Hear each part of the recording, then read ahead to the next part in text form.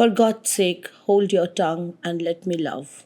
What kind of poem begins with such a bold command? This is not a gentle confession of a romance, nor a simple expression of affection. It is a defense of love itself, and a bold argument against those who criticize it. But why does the poet need to defend love in the first place? And how does he turn romance into some kind of a divine worship? To answer these questions, let's explore one of the most fascinating metaphysical poems ever written, John Donne's.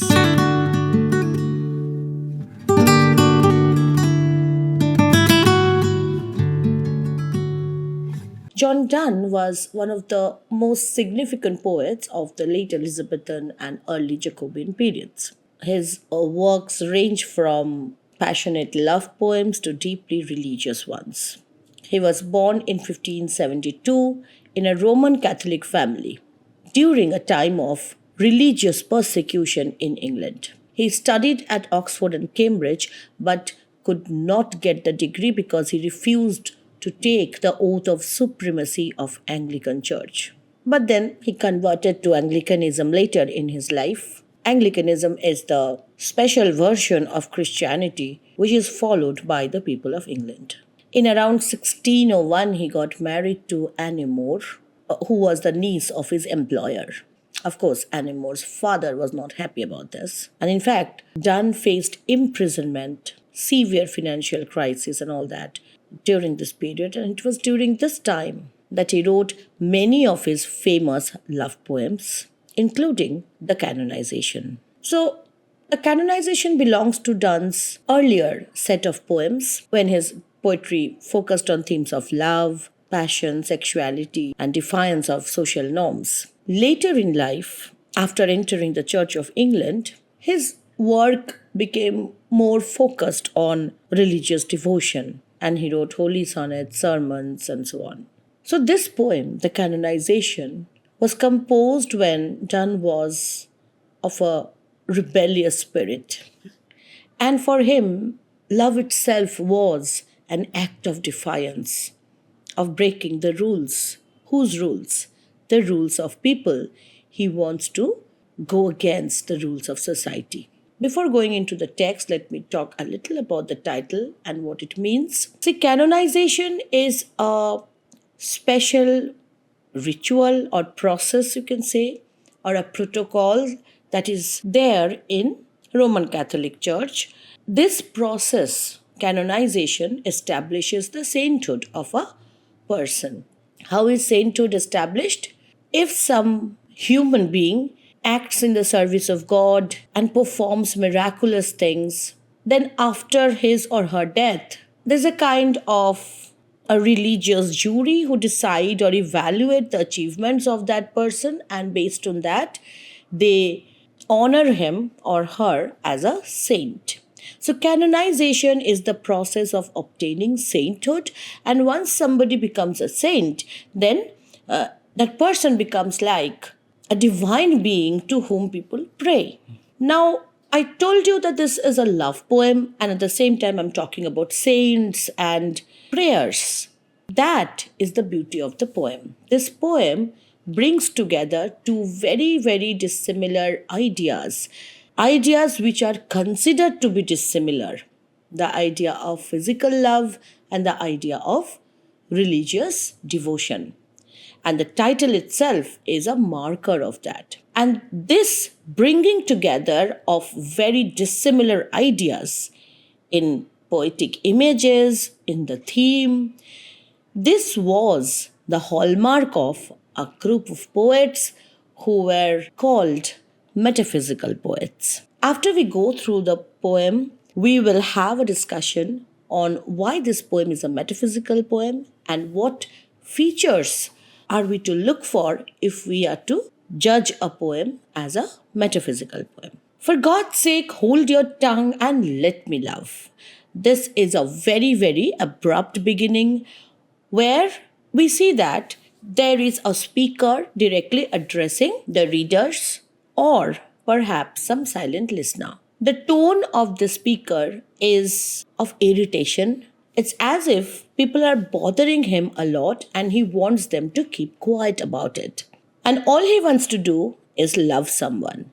So, for God's sake, hold your tongue and let me love is a very, very non conventional kind of a beginning because it is very conversational, colloquial, and casual. And then he says that you can talk about a lot of things like, or chide my palsy or my gout, my 5 gray hairs, or ruined fortune flout.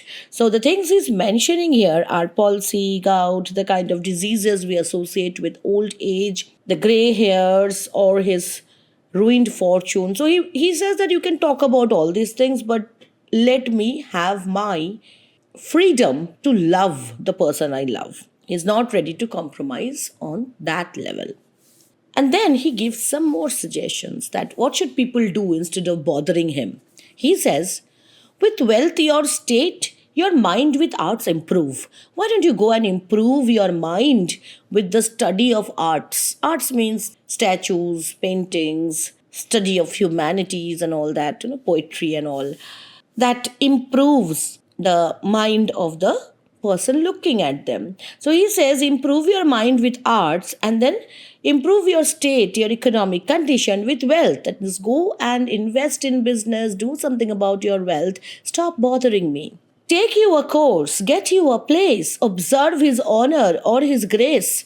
So he asks these people who are possibly criticizing him for his love, for the way he loves his beloved, he asks them to go and get engaged with their own lives and get a course, go to the king's court, observe the courtly rituals and procedures, or the king's real or his stamped face. The king's face is usually stamped on the coin.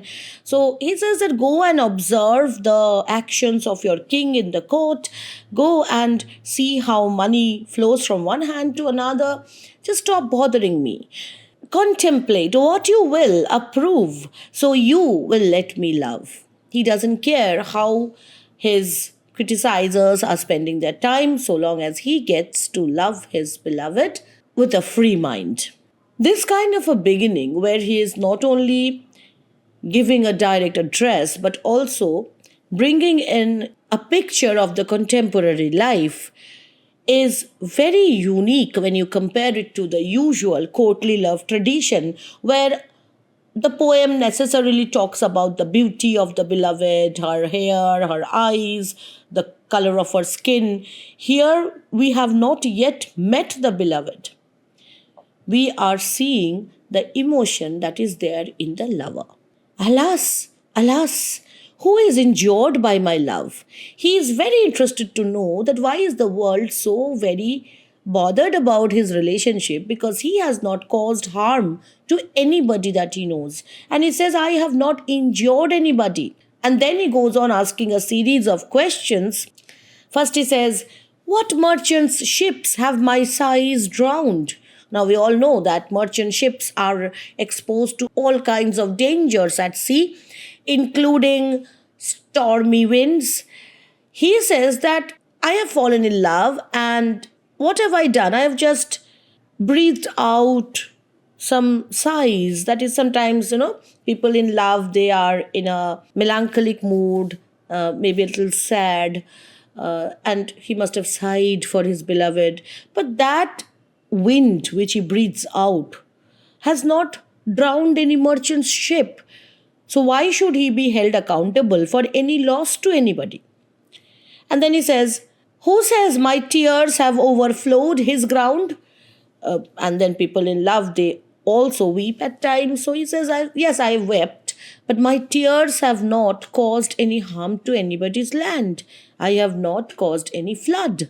When did my colds a forward spring remove? We all know that after winter, spring comes. That means every winter, when everything is very cold, we have the forward motion of the spring. That is, spring is coming towards us. When he is in love, during the times when he is sad, he feels very cold, maybe when he is away from his beloved. And then he says, yes, I feel cold, but does that stop the spring from coming? So he's saying that my sorrows are very, very personal. My emotions are very, very personal. They are not affecting the world at all. When did the heats which my veins fill add one more to the plaguey bill? Plague, the epidemic, is closely associated with rising temperature and fever and all. So he might feel feverish in his emotions because he is in love, he feels the passion of love. But that doesn't mean he has caused fever in another person, adding the count, that is, adding to the statistics of the plague. It's like saying, my emotions have made me warm, but I haven't added to the COVID statistics. That is, I have not caused anybody any disease. Soldiers find wars and lawyers find out still litigious men. It is the life of soldiers to go and fight, so they find wars. It is their work. If you are a lawyer, it is your work to look for people who might be interested in filing a case and you go and take up their case. It is your job.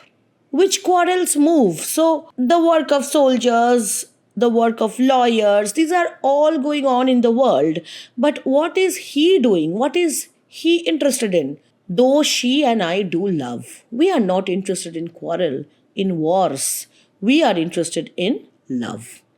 So he makes a complete break from the rest of the world. It's like he is cocooned in his relationship with the person he loves so much. What I want you to focus on in this stanza, which we have just read, is that he is talking about the merchants, he's talking about the world of nature, the plague, soldiers, lawyers. So he's talking about so many different aspects of life. And this is why critics like Dr. Johnson, he felt very concerned that poets like Donne, they were bringing together disparate imagery which were not at all connected thematically to each other. Who would connect plague with love? And then who would connect spring with lawyers? I mean, he's bringing everything together in this stanza. And Dr. Johnson said that these were the metaphysical poets in whom he saw there is a violent joining together of incongruous imagery. We'll come to the discussion on that idea of Dr. Johnson and what we can say against it. But this is what he was disturbed by. Mention of all these very, very unrelated sets of images. The tone of defiance, the tone of challenge, continues. And he says, call us what you will, we are made such by love. So you can judge us that the entire world is obsessed with war and quarrels. We are only obsessed with love. So you might judge us, fine, call us whatever you want. We are like this because of love. And then he again makes a series of very, very peculiar comparisons. Call her one, me another fly. So first he compares himself and the lady love with insects, flies. And then he says, we are tapers too, and at our own cost die. Tapers are like these candle-like flame, candle-shaped flames. And he says that she and me, we are both flies. She and me, we are both tapers. What is interesting about this comparison is that he's not saying that he is the fly and she is the taper. That is the usual traditional way of making a comparison, which would mean that she is very attractive and he is as attracted to her as a fly is attracted to a taper. And it's like in loving her, he is reaching his end. That is a usual courtly love idea. He is saying that both of them are flies and both of them are tapers. That means he is establishing a very, very rare kind of thing, a thing called equality in love. It's like both of them are equal participants. And this idea is not new or unique to this poem only. This idea is also present in the poem called The Good Morrow.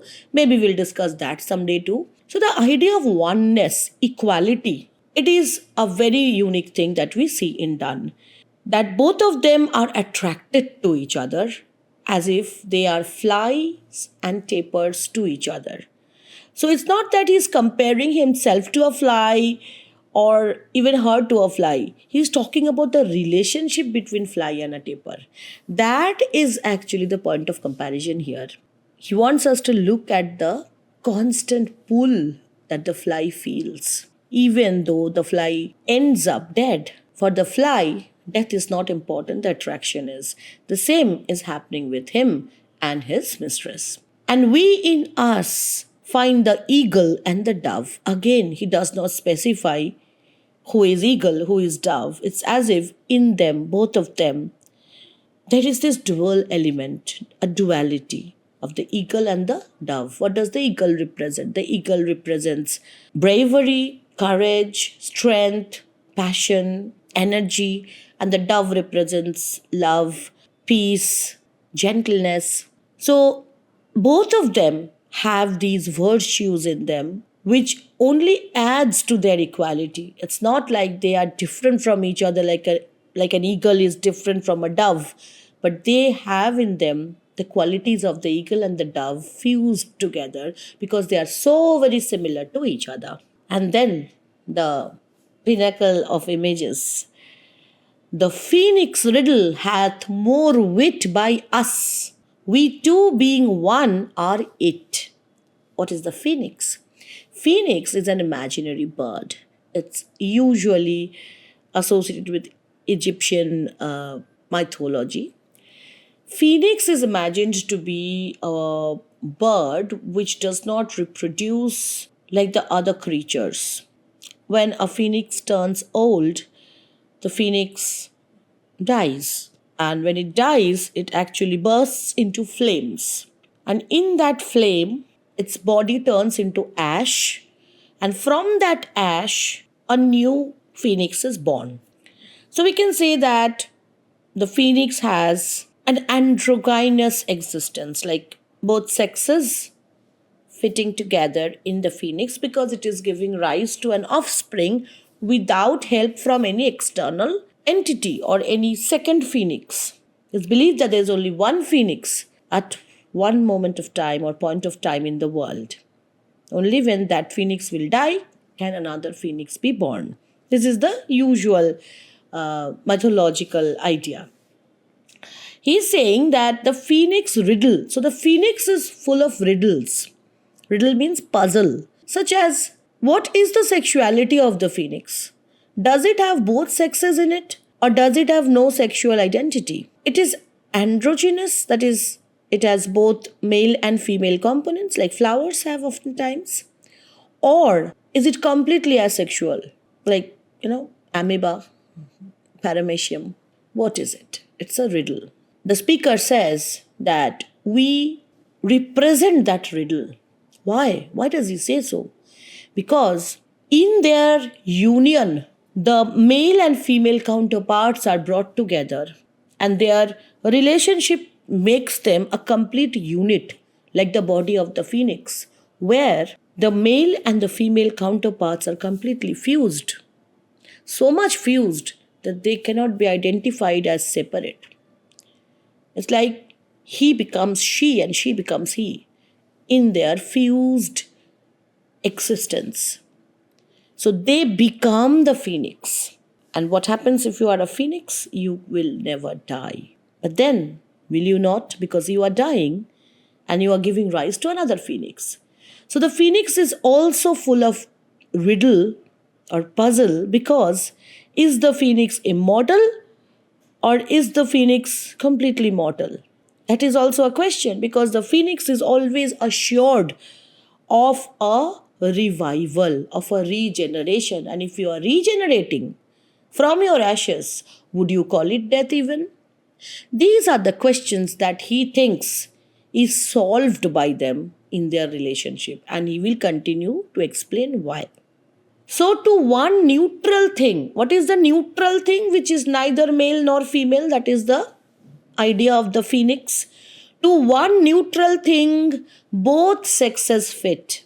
So, in being like phoenix, They are degendering themselves. So, immortality, mystery, gender neutrality, all these things are not just associated with the idea of phoenix, they are also very closely associated with the idea of angels. Angels are immortal, angels are gender neutral. You have this expression even in Paradise Lost, where Milton writes that they can either sex assume. So they don't have any fixed gender, and there's a lot of mystery about them. So while the speaker is comparing their relationship to this phoenix riddle, he's also subtly referring to the idea of the angels. We die and rise the same and prove mysterious by this love. I was talking about miracles that need to be performed by an entity to be canonized as a saint. He's saying that yes, we are performing a miracle because we are becoming like the phoenix. And we die and rise the same. Now, during the time when Donne was writing, this idea of death as a word was also associated with sexual climax, orgasm, the moment of feeling elevated above this mundane state of existence. And so when he says that we die, we are not sure which kind of death he's talking about. Perhaps because it is so very connected to the idea of love, he must have an oblique reference at least to the idea of that little death or climactic moment in physical lovemaking. And he says, we die and rise the same. So, those moments when we reach the climax of our love are the moments when we feel we are elevated, we rise. So, he's playing with the words and he's playing with the ideas, and very, very dangerous game this is, because it's almost bordering on blasphemy, because he's going to say that this is the death that is comparable to the death of the person who is going to be honored as a saint. We can die by it, if not live by love. So, love might not offer you life, but it will definitely offer you those moments of climax, those moments of death. And if unfit for tombs or hearse, our legend be, it will be fit for verse. So he knows that loving someone is not an achievement that is inscribed on the tombs, unless, of course, it's the Taj Mahal. But then the Taj Mahal, what does it actually represent? Does it represent love of both the man and the woman? Or is it just a physical manifestation of somebody's desire to show that he could love so much? We could have hours of debate on the feasibility of calling Taj Mahal the symbol of love, even. Because love has so many definitions, and for Donne, the most important criteria of love is that it allows you complete de-individualization, complete equality, something which was actually unthought of if you look at the patriarchal setup of the courtly love tradition. He says that our stories, our legend is unfit for tombs and hearse. Nobody will inscribe about our life, our relationship on tombs. We will not have great memorials, huge structures after we die. Hearse means the procession, the long procession that honors the dead. So they might not have all those things, but they will have verse, they will have poetry. And what poetry? This poetry, this poem itself, the poem that he has written, is assuring him immortality, which is far more, which is far superior than the immortality that can be offered by a structure, a tomb. And if no piece of chronicle we prove, if we are not interesting to historians who are writing histories, chronicles, doesn't matter. We'll build in sonnets pretty rooms. Sonnets are 14-line poems, short little poems.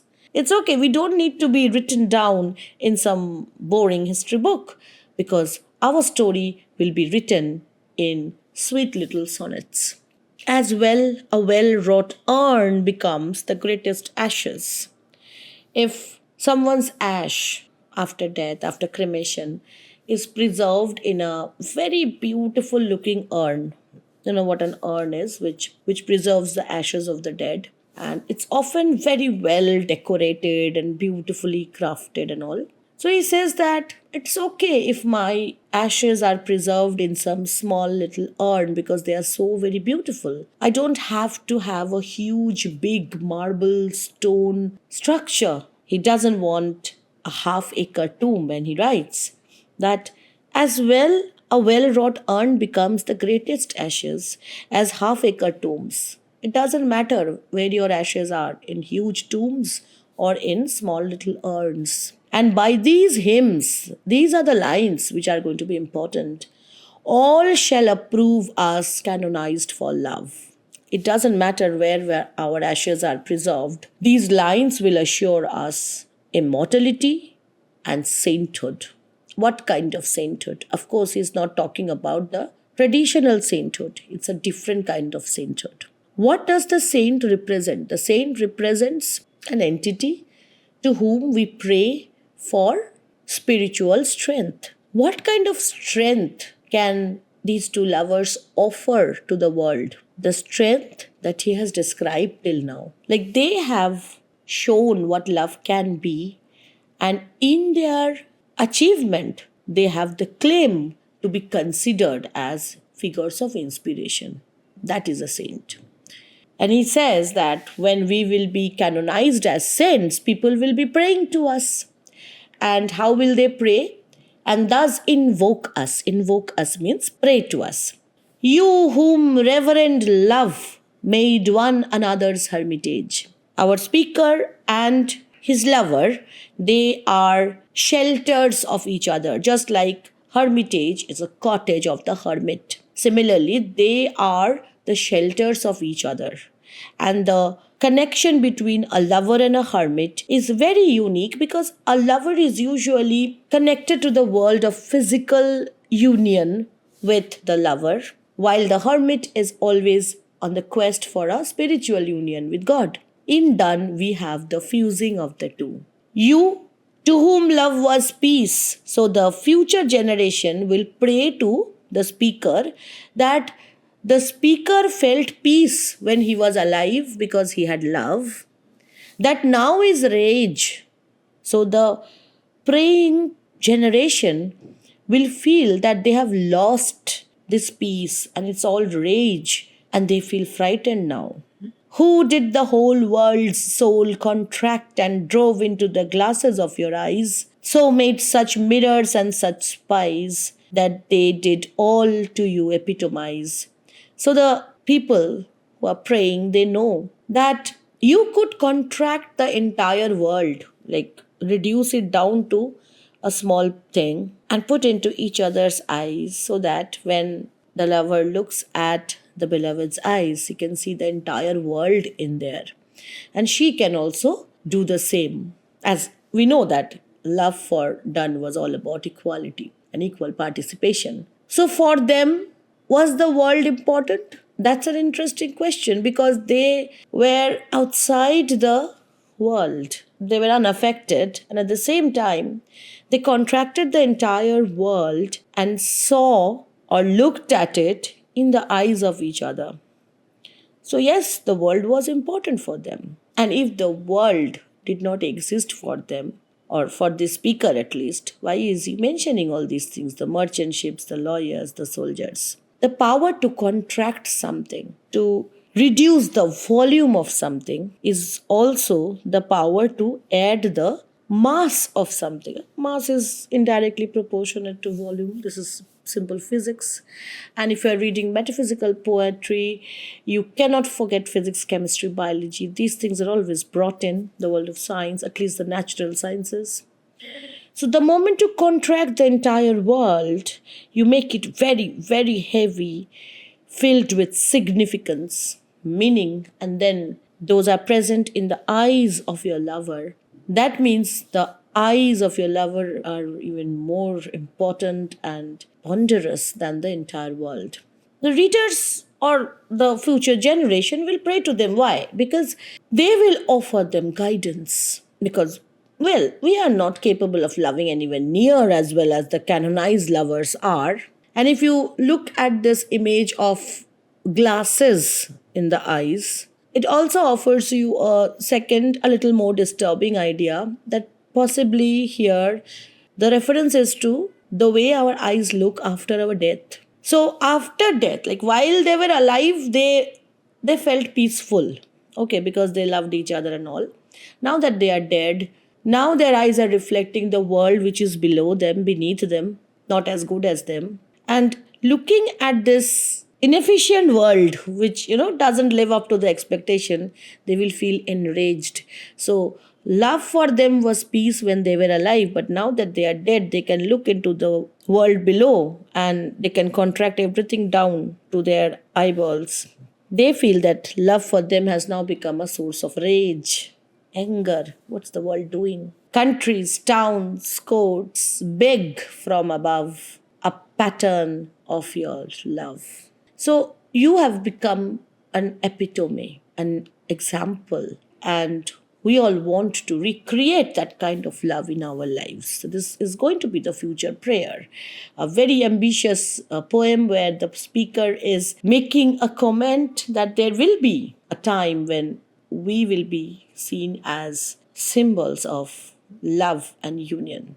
In India, we have such symbols. We have Radha Krishna. And in fact, when you talk about the profanity, the perversity of combining divine and physical love, perhaps that is also a very, very Christian way of looking at it. If you are from India, it is very easy to conceive because when we look at our gods at times, we see them as our children, like the idea of Krishna as a child and the idea of Krishna as a lover. All these things are so very ingrained in the Indian psyche or the Hindu psyche that it is not very difficult for us to conceive of a union of physical and the spiritual elements.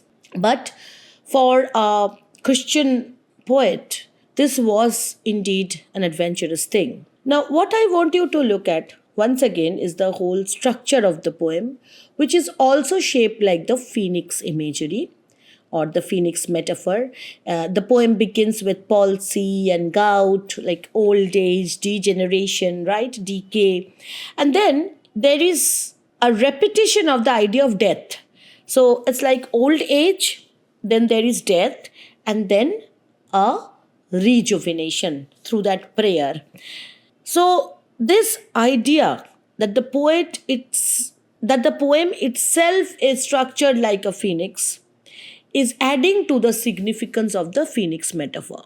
And what is more interesting about the phoenix metaphor is that it is basically an Egyptian symbol, and Donne is connecting this phoenix metaphor to the idea of canonization, which is a very, very Christian concept. So it is not just an amalgamation of different kinds of objects or experiences, but different kinds of faith systems as well. Now, in Greek vocabulary, there are many synonyms of love. Three most interesting ones are eros, that is physical love; agape, that is the divine love, where you actually surrender yourself completely; and the idea of philos, that is the love between friends. Donne's exploration of love goes beyond these categorizations. He defies the separation between eros and agape. And he says that it's possible to achieve a saintly status through the celebration of physical love. And if you really want to dig deeper into this, you can go for poems like To His Mistress Going to Bed, where he goes, like, I wouldn't call that one step further, 3-4 steps further. And some of you might find that kind of use of metaphors even disturbing. So for Donne, the world of the body and the world of the spirit, they were not different. They were not separate from each other. They were accessible through each other. And this is where I'm going to talk about the way in which T.S. Eliot refuted the idea Dr. Johnson says is that metaphysical poets, they used unnatural imagery, and their poems, according to Dr. Johnson, had heterogeneous ideas yoked by violence together. Yoked means like when two oxen are forcefully brought together and put to work in the field, that is yoking together and by violence. Like the images are not naturally binding with each other. T.S. Eliot said that this is not true because during the time when Donne was writing, people possessed unified sensibility. That is, in their minds, the world of commerce and the world of science and the world of arts and humanities, they were not separate. They were all part of your life experience. So when they were talking about love, they could easily talk about money. And when they were talking about religion, they could easily talk about the human body. Eliot says that it was during the time of Dr. Johnson, that is after 17th century, that a dissociation of sensibility started to take place. Probably by the advent of science, when there was an increasing demand on the human soul to choose between science and faith, and there was this tendency to choose either of them. So you were dissociated, and in your minds, things were not that well united anymore. And so when you look at the metaphysical poets, you find it disturbing. But in their times, it was very, very congruous, very, very natural. And in fact, to talk about this, what kind of love is not connected to the idea of commerce? What kind of religion is not connected to the idea of the feelings we have in our bodies? Like if you are feeling something for God, you are feeling through your bodies, right? So maybe it's time that we get back that kind of an unified sensibility. At least we can try to have that, which would help us understand the connections that Donne wants us to make. So in Donne's perspective, love is a spiritual and euphoric encounter where you have both the sensory world and the spiritual world connected. So if we are to look at the possible questions or topics you want to prepare for this poem, you should definitely prepare why this poem is a metaphysical poem. And for that, you have to mention the various characteristics of metaphysical poetry. The first and the most important thing is use of unique imagery, which might appear to be far-fetched, but they have a logical connection. Second is the predominance of wit. Like if the images are far-fetched, apparently, that means the poet wants you to spend some time thinking why he's using these images. So reading metaphysical poetry will not just mean you have to engage your emotions in it. You have to engage your intellect. You have to participate intellectually as a reader. So that is something which metaphysical poetry represents, the use of intellect, wit, and oftentimes humor. And the third thing is there's a lot of colloquialism, a lot of going away from traditional ritualistic way of starting and ending a poem, and not just starting and ending. There is this is another characteristic, that there is a relaxation so far as meter, rhythm, rhyme, these things are concerned. And of course, there is often a tone of irony, which is understandable because the poet who is connecting disparate images will make you feel like I have never connected these two, so I've never understood much of it. So that will establish a sense of irony, a sense of often paradox. Okay, things which we think are opposites are joined together, but not violently, because we will not follow Dr. Johnson here.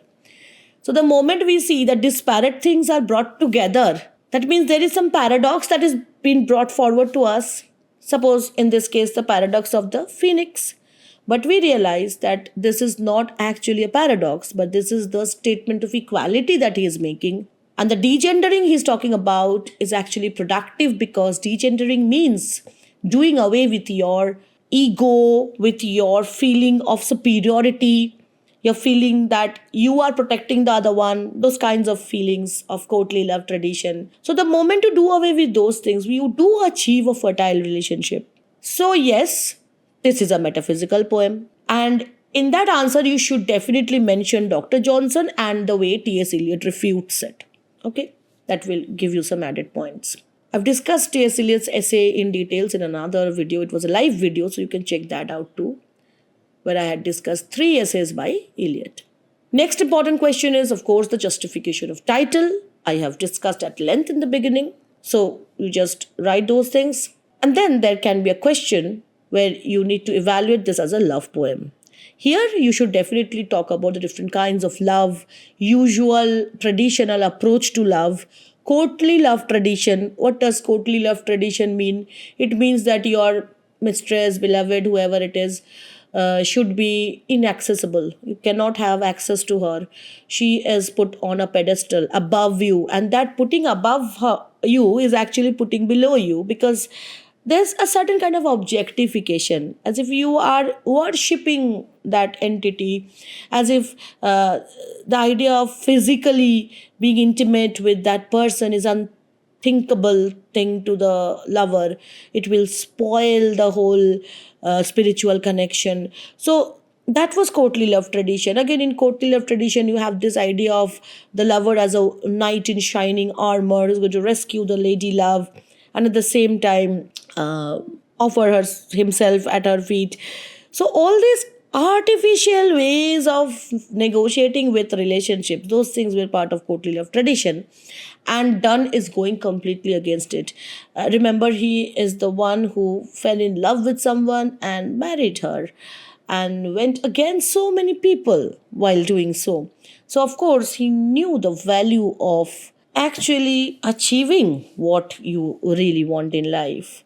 So yes, it is definitely a love poem. It is not a mushy romantic one or a courtly love tradition one, but nonetheless it is a real one. And I'm sure women would love to have this kind of an approach more than a person worshipping them, putting them on a pedestal, and never bothering to ask them what they really want in life. So, yes, as a pro feminism person, you might consider this poem as a promising one where we have at least a possibility of shared responsibility when it comes to the glory of love. I hope you have enjoyed today's class. I got this request a few days back and I thought of making this video. If you have any other such requests, please write them down in the comment section, and also mention any other interpretation that might have come to your mind or you've read somewhere regarding any of the images which we see in this poem, because it's high chance that in such an image-rich poem, we might miss some while discussing. So, the final key takeaway from this poem is that the lovers are performing a miracle because they are proving mysterious, then they die, and then they rise, and then the readers will canonize them as saints or as inspiring figures. So, what do you think of the poem? Do let me know. And in the meantime, I'll see you all very soon in another video. Till then, stay subscribed. This is Monami Mukherjee signing off. Bye-bye.